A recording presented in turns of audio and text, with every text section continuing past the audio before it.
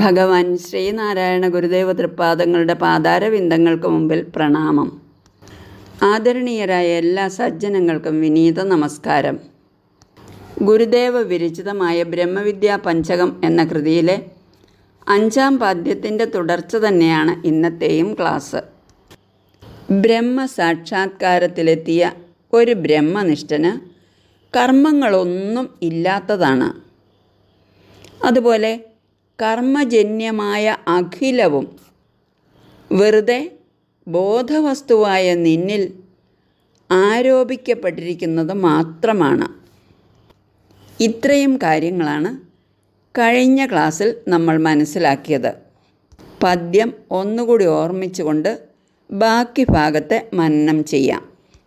പ്രജ്ഞാനം ത്വഹമസ്മി തത്വമസി തദ്ബ്രഹ്മായമാത്മേതി സംഗായൻ വിപ്രചര പ്രശാന്തമനസാ ത്വം ബ്രഹ്മബോധോദയാത് പ്രാരബ്ധം ക്വനു സഞ്ചിതം തവ കിമാഗാമി ക്വ കർമ്മപ്യസത് ത്വയ്യധ്യസ്തമധോ അഖിലം ത്വമസി സച്ചിന്മാത്രമേകം വിഭുഃ. ഇതിൽ ഇന്ന് നമുക്ക് വ്യാഖ്യാനിക്കാനുള്ള ഭാഗം ത്വമസി സച്ചിന്മാത്രമേകം വിഭുഃ എന്നതാണ്.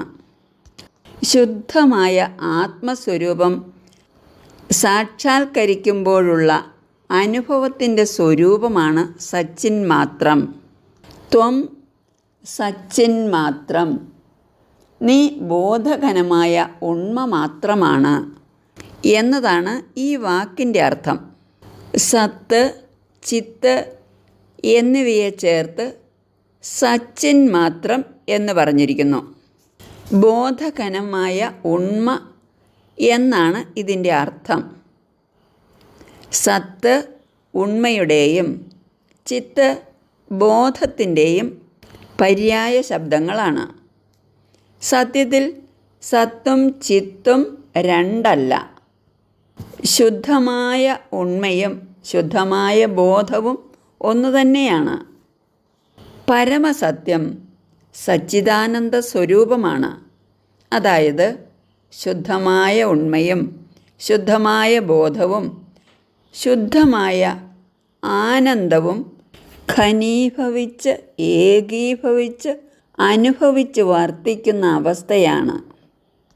ഈ സത്യത്തിൻ്റെ അനുഭവദശ വാക്കുകൊണ്ട് വിവരിക്കാൻ സാധ്യമല്ല. അനുഭവിച്ച് തന്നെ അറിയണം. ഗുരുദേവൻ ആത്മോപദേശ ശതകത്തിൽ 97-ാം പദ്യത്തിൽ ഈ അനുഭവദശയെ വർണ്ണിച്ചിരിക്കുന്നത് ഇങ്ങനെയാണ്. അണു അറിവിൻ മഹിമാവിലംഘമില്ലാതണയും അഖണ്ഡവുമന്നു പൂർണ്ണമാകും അനുഭവിയാതറിവിൽ അഖണ്ഡമാം ചിത്ഘനമിതു മൗനഘനാമൃതാബ്ദിയാകും. നിർവികൽപ്പ സമാധിയിൽ തെളിയുന്ന പൂർണ്ണമായ പരമാത്മസ്വരൂപത്തിൻ്റെ അനുഭവമാധുര്യം നിറഞ്ഞ ചിത്രീകരണമാണ് ഈ പദ്യം.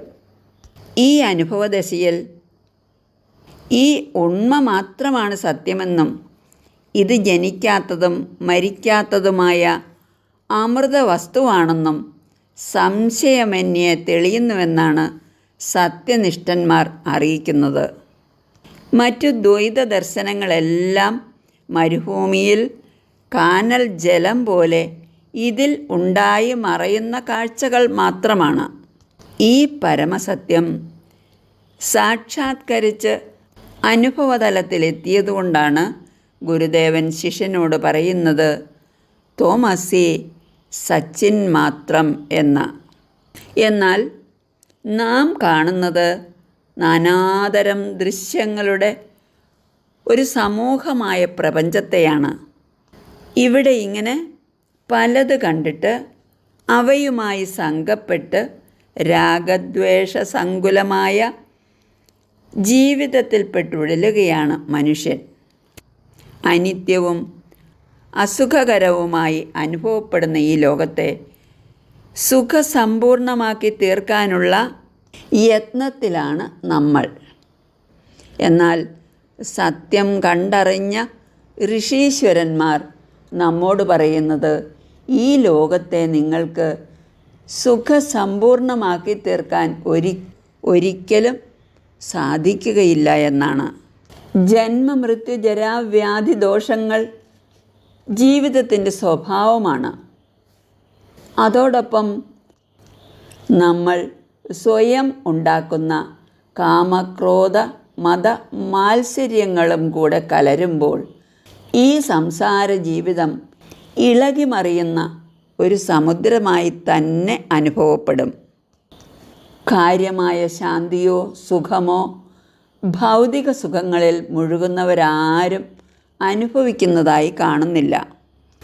ഇത് കണ്ടിട്ടാണ് ഗുരുദേവൻ കീലാലവായുവനല കോലാഹലം ഭുവനം എന്ന് ജനനീ നവരത്ന മഞ്ജരിയിൽ പറഞ്ഞിരിക്കുന്നത്. തത്വജ്ഞാനം ഗ്രഹിക്കാത്ത മനുഷ്യൻ്റെ സ്വഭാവമാണ് ഭൗതിക സുഖത്തിനു വേണ്ടിയുള്ള പരക്കമ്പാച്ചിൽ. ഇതൊരിക്കലും വേണ്ട എന്നോ അവസാനിപ്പിക്കാൻ കഴിയുമെന്നോ ആരും പറയുന്നില്ല. എന്നാൽ ഗുരുദേവനെ പോലെയുള്ള സത്യദർശികൾ ജീവിത തത്വം ഗ്രഹിച്ചവരാണ്. തത്വം ഗ്രഹിച്ചതോടെ അവർക്ക് മനസ്സിലായത് ശാശ്വതമായ സുഖത്തിൻ്റെയും ശാന്തിയുടെയും ഇരിപ്പിടം അവനവൻ്റെ ആത്മാവായി വർത്തിക്കുന്ന ബോധവസ്തുവിൽ തന്നെയാണെന്നാണ്. അതിനെ കണ്ടെത്താൻ കഴിഞ്ഞാൽ എല്ലാ സംസാര ക്ലേശങ്ങളും ആ നിമിഷം ഒഴിഞ്ഞു മാറുന്നതാണ്. ഇന്നത്തെ ക്ലാസ് ഇവിടെ പൂർണ്ണമാകുന്നു. എല്ലാവർക്കും നമസ്കാരം. ഗുരുധർമ്മം വിജയിക്കട്ടെ.